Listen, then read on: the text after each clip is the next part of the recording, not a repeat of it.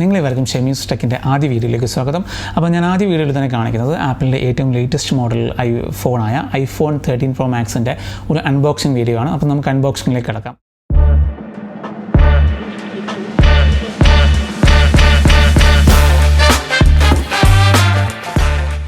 ആപ്പിളിൻ്റെ official website വഴിയാണ് ഞാനിത് ബുക്ക് ചെയ്തത്. അപ്പോൾ ഫോൺ ഞാൻ അൺബോക്സ് ചെയ്യാൻ പോവുകയാണ്.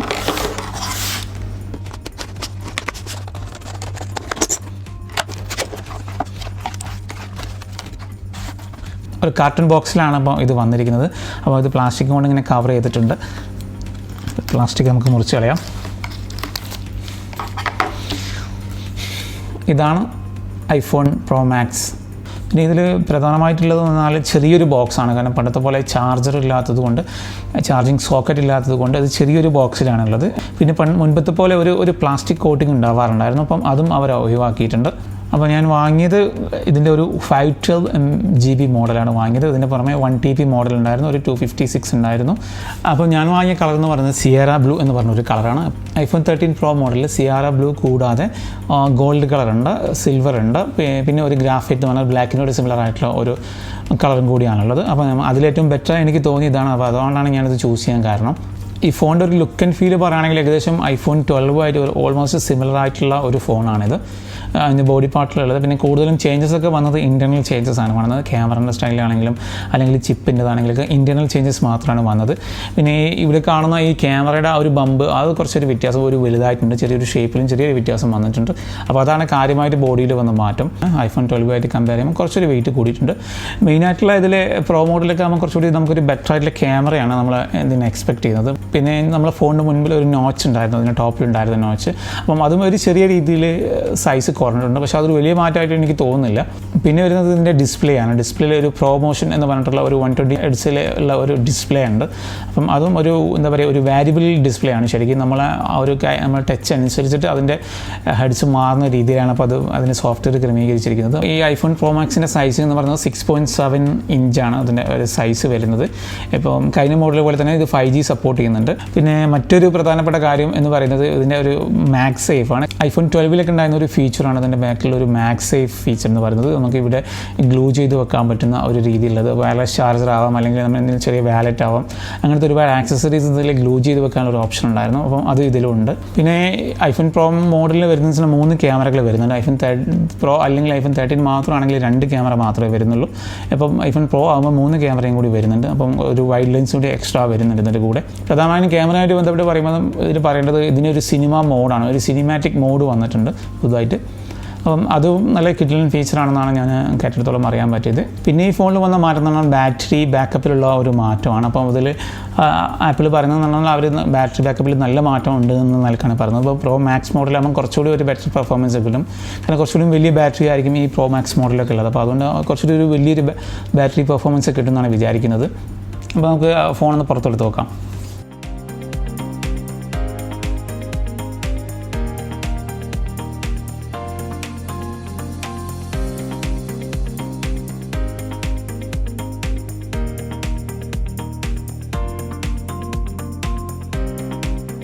ചാർജിങ് ബ്രേക്ക് ഇല്ലാത്തതുകൊണ്ട് തന്നെ വളരെ ചെറിയ രീതിയിലൊരു ബോക്സാണ് ഇപ്പം ആപ്പിൾ ഇറക്കിയിരിക്കുന്നത്. അതിന് പുറമെ തന്നെ അതിൻ്റെ മുകളിൽ കൂടെയുള്ള ഒരു പ്ലാസ്റ്റിക് കവർ ഇത്തവണ ആപ്പിൾ കൊടുത്തിട്ടില്ല. കളറിനെ പറ്റി പറയുകയാണെങ്കിൽ ഒരു ബ്ലൂയിഷ് ഉണ്ടെങ്കിലും നമുക്കൊരു ഗ്രേ ഫീലിംഗ് കൂടി വരുന്നുണ്ട് ഇതിൻ്റെ കൂടെ ആയിട്ട്. അപ്പോൾ നമ്മൾ ഔട്ട്ഡോറിൽ പോകുമ്പോൾ ചിലപ്പോൾ ചെറിയ ചെറിയ മാറ്റങ്ങളൊക്കെ സംഭവിച്ചുകൂടായില്ല. അപ്പോൾ മുൻപൊക്കെ ഇതിൻ്റെ ഗ്ലാസിൻ്റെ മുകളിൽ കുറച്ചൊരു ഒരു പ്ലാസ്റ്റിക് ടൈപ്പായിരുന്നു വരുന്നത്. ഇപ്പം അതെല്ലാം പേപ്പറായിട്ട് മാറിയിട്ടുണ്ട്. iPhone 12 ആയിട്ട് പ്രധാനമായിട്ടുള്ള വ്യത്യാസം എന്ന് പറഞ്ഞാൽ ഈ ക്യാമറ ബമ്പ് കണ്ടില്ലേ, അത് കുറച്ചുകൂടി വലുതാണ്. iPhone 12 അത് കുറച്ച് ചെറുതായിരുന്നു. അപ്പോൾ അതിൻ്റെ ഉള്ളിൽ ഒരു സ്റ്റെബിലൈസേഷൻ ഉണ്ട്, ഒരു സെൻസർ ഇങ്ങനെ മൂവ് ചെയ്യുന്ന രീതിയിലൊരു സ്റ്റെബിലൈസേഷൻ ഉണ്ട്. പിന്നെ ഈ ഡിസൈൻ എന്നൊക്കെ പറയുന്ന സൈഡിൽ ഒരു എന്താ പറയുക ഒരു സ്റ്റെയിൻലെസ് സ്റ്റീലിൻ്റെ ഒരു ഡിസൈൻ ഉള്ളത്. നല്ലോണം ഫിംഗർ മാർക്ക് നല്ലോണം വരുന്നുണ്ടെന്ന് തോന്നുന്നുണ്ട്. കാരണം ഞാനിപ്പോൾ തന്നെ കൈ വെച്ചപ്പം ഫിംഗർ മാർക്ക് അവിടെ ഇങ്ങനെ കാണുന്നുണ്ട്, കുറച്ചുകൂടി പെട്ടെന്ന് ഫിംഗർ മാർക്ക് പതിയുന്നുണ്ട്.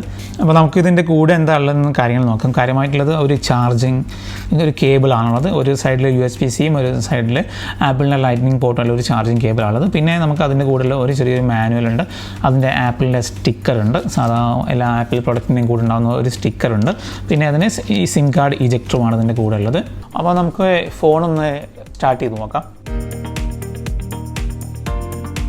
iPhone 13 വരുന്ന OS എന്ന് പറയുന്നത് iOS 15 ആണ്. ഏറ്റവും ലേറ്റസ്റ്റ് ആപ്പിൾ ഏറ്റവും ലേറ്റസ്റ്റ് ആയിട്ടുള്ള OS ആണ് വരുന്നത്.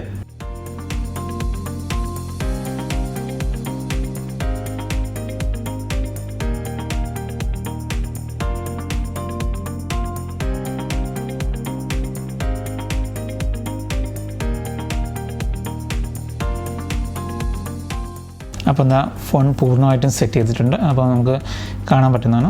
അപ്പം കുറച്ചുകൂടി ഒരു ബെസലൊക്കെ കുറച്ചുകൂടി ഒരു ഷാർപ്പായിട്ട് തോന്നുന്നുണ്ട് എനിക്ക്.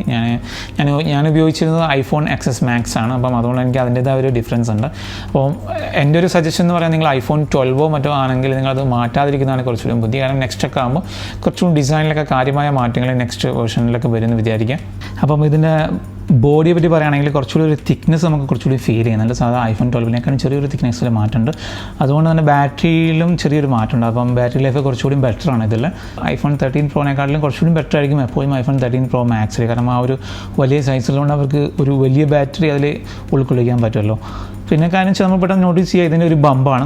നല്ല ഒരു വലുപ്പത്തിലുള്ള ബമ്പ് തന്നെയാണ്. നമ്മളൊരു എന്താ പറയുക സാധാ കണ്ടതിൽ നിന്ന് വ്യത്യസ്തമായിട്ട് അത്യാവശ്യം വലിയ ഒരു ലെൻസാണ് ഇതിലുള്ളത്. സാധാ ഫോണിൽ കാണുന്നതിനേക്കാൾ വ്യത്യസ്തമായിട്ട്. ഇതിൻ്റെ സൈഡിലാണെങ്കിൽ സ്റ്റെയിൻലെസ് സ്റ്റീലാണുള്ളത്. പിന്നെ അടിഭാഗത്ത് പറയുന്നത് സ്പീക്കറാണ് ഇവിടെ കാര്യമായിട്ടുള്ളത്. സ്പീക്കറും ഇതിനെ ചാർജ് ചെയ്യാനുള്ള പോർട്ടുമാണുള്ളത്.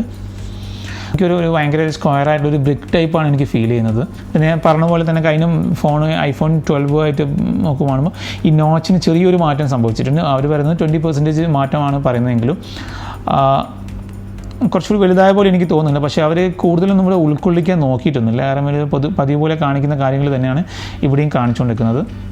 പിന്നെ അത്യാവശ്യം ഒരു വെയിറ്റുള്ളൊരു ഫോൺ കൂടിയാണ് അത്. കാരണം എന്ന് വെച്ചാൽ അതിൻ്റെ മെറ്റീരിയലും സെറാമിക് ഗ്ലാസും അങ്ങനത്തെ കാര്യങ്ങളൊക്കെ ഉള്ള ഒരു നല്ലൊരു വെയിറ്റുള്ളൊരു മെറ്റീരിയലും കൂടിയാണ്. ഫോണിൻ്റെ പിറകുഭാഗം കുറച്ചുകൂടി ഒരു ഫ്രോസ്റ്റഡ് ടൈപ്പ് ഗ്ലാസ് ആണുള്ളത്. ആ ഒരു ടൈപ്പിലുള്ള സംഭവങ്ങളാണുള്ളത്. അതിൽ ഷൈൻ ചെയ്യുന്ന രീതിയിൽ ഐഫോണിൻ്റെ ലോഗോ ഉണ്ട്.